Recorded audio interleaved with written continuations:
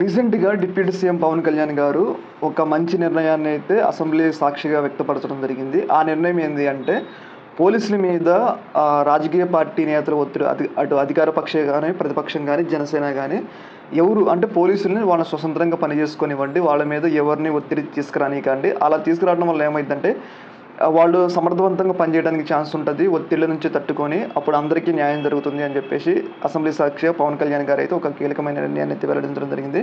పోలీసుల మీద ఒత్తిడి ఉండటం వల్ల అటు టీడీపీ కార్యకర్తలకు గానీ, జనసేన అధికారంలో ఉన్న పార్టీ అనేది దాన్ని పెచ్చింగా మార్చుకొని ఇతర కార్యకర్తల మీద దాడి చేయడం వల్ల అది రాష్ట్రం పరువు తీయడానికి ఒక అవకాశంగా ఉంటుంది అని జెప్పేసి పవన్ కళ్యాణ్ గారైతే అభిప్రాయపడటం జరిగింది.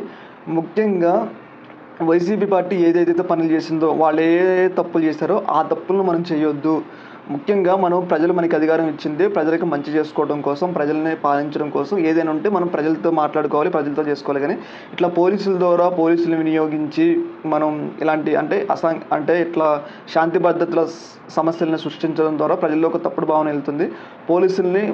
పోలీసుల మీద ఎలాంటి ఒత్తిడి లేకుండా వాళ్ళ పనులు వాళ్ళు చేసుకొనివ్వండి అని చెప్పేసి డిప్యూటీ సీఎం పవన్ కళ్యాణ్ గారు అయితే తన అభిప్రాయం అయితే తెలియజేయడం జరిగింది. ఏదేమైనా గానీ పవన్ కళ్యాణ్ గారు తీసుకున్న నిర్ణయం అనేది చాలా మంచి నిర్ణయం. కాకపోతే మరి ఏపీలో టీడీపీ పార్టీ పోలీసుల మీద అధికారం లేకుండా ఉంటుందా లేదా?